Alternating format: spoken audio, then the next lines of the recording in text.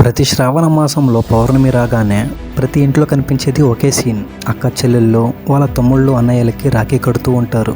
ఇటువైపు అన్నయ్య తమ్ముళ్ళేమో గర్వంతో నవ్వుతూ చూస్తుంటారు. కానీ మీరు ఎప్పుడైనా ఆలోచించారా అసలు రాఖీ ఎందుకు కడతారు అని? ఇది ఎప్పటి నుంచి వస్తుంది? ఈ వీడియో చూసాక వీలైతే లైక్ చేసి సబ్స్క్రైబ్ చేయండి, కుదిరితే గంట కొట్టి షేర్ చేయండి.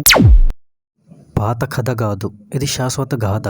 శ్రీకృష్ణుడు తన అత్త కొడుకైన శిశుపాలుడికి 100 తప్పుల వరకు నేను శిక్షించను అని చెప్తాడు. కానీ శిశుపాలుడు తప్పుల మీద తప్పులు చేస్తూ శిశుపాలుడు కృష్ణుడిని నిందిస్తాడు. అప్పటికే 99 తప్పులు చేసిన శిశుపాలుడికి ఇది 100వ తప్పు కావడంతో ఇక శ్రీకృష్ణుడు కోపంతో సుదర్శన చక్రంని శిశుపాలుడి మీదకి వదులుతాడు. ఆ సమయంలో శ్రీకృష్ణుడి వేలుకి గాయమవుతుంది. అప్పుడు ద్రౌపది వచ్చి తన చీరను చింపి శ్రీకృష్ణుడి వేలికి కట్టింది. ఆ సమయంలో శ్రీకృష్ణుడు తనకి ఒక వాగ్దానం చేస్తాడు, నీకు ఎప్పుడు ఏ ఆపద వచ్చినా ఏ కష్టం వచ్చినా నేను నీ వెంటనే ఉంటాను అని. అలా ద్రౌపది వస్త్రాభరణంలో శ్రీకృష్ణుడు సహాయం చేస్తాడు. ఇదే రాఖీ మూల కథలా మారింది. ఒక బంధం, ఒక నమ్మకం, ఒక రక్షణ వాగ్దానం. రాఖీ అంటే కేవలం అన్న చెల్లెల మధ్య ప్రేమ కాదు, ఇది ధర్మం, భద్రత, క్షేమం మరియు గౌరవానికి ప్రతీక.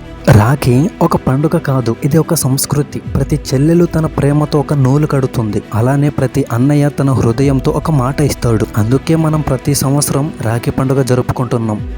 ఎందుకంటే ఇది ఒక నాటి సంఘటన కాదు, ఇది నేటి గర్వం.